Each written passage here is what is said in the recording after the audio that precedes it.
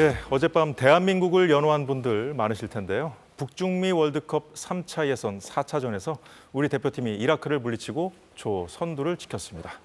스포츠 취재부의 허솔지 기자와 얘기 나눠보겠습니다. 허 기자, 어서 오십시오. 자, 조 1위를 다투던 상대였어요, 이라크. 상대로 3대2로 이겼는데 이 대표팀의 전체적인 경기력 어떻게 보셨어요? 네, 이 홍명보 감독도 사실 경기 후에 가장 중요한 경기에서 승리했다 이렇게 자평을 했습니다. 예. 그도 그럴 것이 이라크가 사실 가장 까다로운 상대이기도 했고요. 이 경기 전까지 한국과 이라크가 나란히 2승 1무, 승점 7점으로 동률이었거든요. 그래서 조 1, 2위 맞대결이었고 이게 이기고 졌을 때를 좀 감안해서 차이를 보면은 사실상 승점 6점을 따는 효과가 있는 귀중한 승리였습니다. 그래서 어제 경기 승리함으로 인해서 한국이 승점 10점으로 비조 선두로 단독 선두로 치고 나갔고 이 승점 7점은 요르단이 득실에서 앞선 2위 그리고 이라크가 3위 이렇게 자리를 하게 됐습니다. 그래서 일단 본선 진출까지의 7분 흥선은 넘은 것 아니냐 이렇게 조심스럽게 좀 평가를 할 수가 있겠습니다. 예.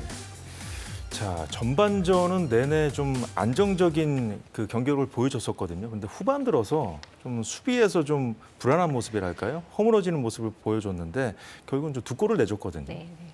그게 사실 좀 유일한 아쉬움인 것 같았어요.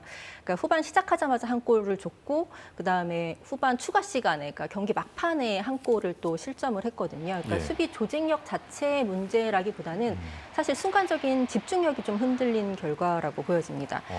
동점골도 골문 앞에서 이 상대 간판 골잡이인 후세인을 몸싸움으로 밀어내는 수비수가 전혀 없었어요. 그리고 그 후반 추가 시간에 세트피스 상황이었는데 너무 허무하게 상대 그 선수들을 다 놓쳤거든요. 그래서 어제 경기가 승리해서 참 다행이긴 하지만 사실 이런 장면들이 어떤 경기에서는 굉장히 뼈아픈 결과로 이어질 수가 있어서 이 순간적으로 집중력이 흐트러지는 문제, 이런 문제들이 이제 앞으로의 경기에서 어떻게 해 나가야 하는지 좀 숙제를 남긴 경기이기도 했습니다. 예.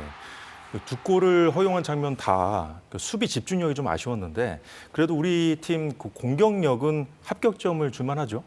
그렇습니다. 어제 좀 주목해봐야 될 선수 그리고 장면들이 있었거든요. 그러니까 이번 경기의 관전 포인트 중에 하나가 이 왼쪽 측면의 주인 과연 누가 될 것인가 이제 이런 부분이었는데 이 부상으로 합류하지 못한 손흥민 선수의 자리이기도 한데 지난 그 요르단전에서 이 황희찬 선수가 대체자로 나섰다가 또 부상으로 빠져나왔고 또 엄지성 선수도 다시 들어갔는데 또 부상으로 쓰러졌어요.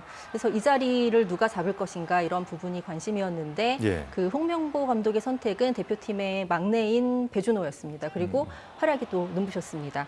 이영표 위원이 배준호 선수에 대해서 평가를 했는데 그 장점이 뭐냐면 볼을 갖고 있을 때 쉽게 잃어버리지 않는다. 빼앗기지 않는다. 이제 이런 평가를 했거든요. 그러니까 스피드보다도 볼을 그 공을 다루는 감각이 좋다는 건데 실제 어제 선제골도 이 배준호 선수의 이런 장점을 좀 잘 살려서 오세훈 선수에게 찔러준 공이었거든요. 그러니까 찬스 메이커 역할을 충분히 해줬다. 그리고 이 좌준호, 우강인 이런 새로운 공격 조합, 이 가능성을 좀 보여줬다. 좌준호, 우강인. 그렇죠. 이제 왼쪽에 배준호 선수 그리고 오른쪽에 이강인 이렇게 해서 이 공격 조합의 가능성을 좀 선보였다. 이런 점에서 높은 평가를 해주고 싶고 그리고 또 하나 항상 이제 고민이었던 게 최전방 스트라이커였을 텐데 또 오세훈과 오현규도 아주 좋은 활약을 해줬습니다. 이 배준호가 2003년 생이거든요. 또 오현규가 2000년생이고 배준호 선수가 막내죠? 그렇습니다. 네, 2003년생 그리고 오현규가 2000년생, 오세훈이 1999년생인데 정말 젊은 선수들이 값진 승리를 이끌었고 또 우리 대표팀의 미래 또 가능성을 충분히 보여줬다 이렇게 평가해 보였습니다. 네, 좌준호, 이강인이라고 하셨잖아요. 아, 네.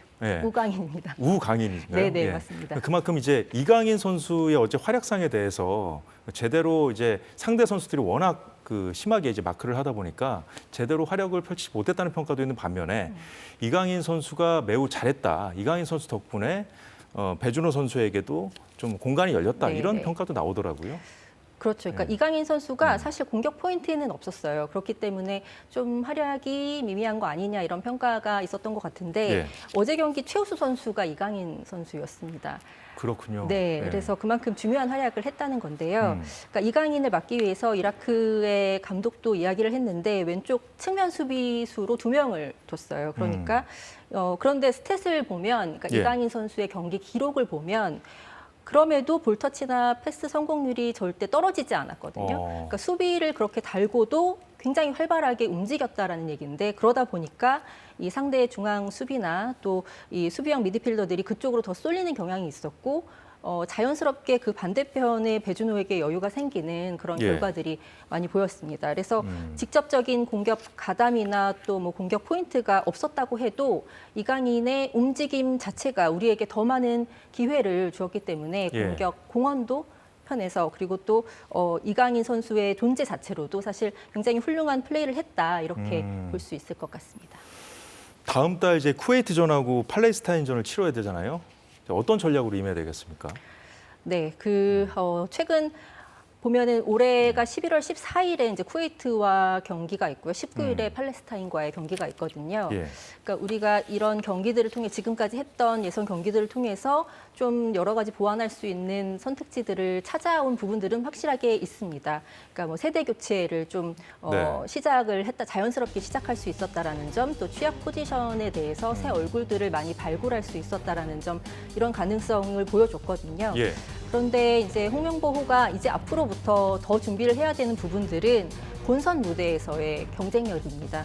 그래서 이제 월드컵 본선에 가는 것 자체가 목표가 아니고 이제 남은 경기들을 통해서 우리가 보완점을 찾고 그것을 보완해 나가면서 본선에서 훨씬 더 강한 그 상대들과의 경쟁에서 어떻게 살아남을 수 있느냐, 어떤 성과를 가져올 수 있느냐 이런 것들을 조금 더 구체화시켜야 되는 부분들이 있거든요. 예. 그래서 아까 말씀드렸던 수비 조직력 부분, 집중력이 흔들리는 부분, 그리고 또 상대가 초반부터 압박을 세게 하고 들어올 경우에 이거 탈압박을 어떻게 할 것인가 이런 패턴들 그리고 세트피스 상황에서의 대응 그러니까 지속적인 훈련을 통해서 우리가 완성해 나갈 수 있는 부분들을 조금 더 이제 그림을 구체적으로 그려 나가는 부분들이 필요할 것으로 보입니다. 예, 홍명보 감독 쉽지 않을 거라 예상됐던 요르단과 이라크와의 2연전을 모두 승리했습니다. 하지만 감독으로 선임된 과정, 절차에 대한 문제 때문에 좀 찜찜하다는 게 언론의 평가더라고요. 그래서 어제는 뭐 야유는 없었지만 그 전 경기처럼 야유는 없었지만 뭐 박수도 없었다 이런 평가도 나오더라고요. 네, 그렇습니다. 이제 지난 9월에 팔레스타인과의 홈 경기에서 홈팬들의 야유가 시작이 됐어요. 네. 홍명보 감독이 전광판에 모습을 비출 때마다 좀 야유가 쏟아졌는데 아무래도 감독 선임 과정에서 뭐 논란이나 의혹들이 계속 있었기 때문에 그거에 대한 항의 표시였고 또 이후에 홍명보 감독은 국회에 출석을 하기도 했습니다. 사실 그 이후에도 그 의혹이나 논란이 100% 해결된 거는 해소된 거는 아니잖아요. 예. 이제 그런데 다만 팬들이 이 협회 일로 인해서 이 선수들의 사기까지 계속 떨어뜨릴 필요가 있느냐 이제 이런 부분에 있어서는 조금 좀 수위를 좀 낮추자라는 판단을 하신 것 같아요.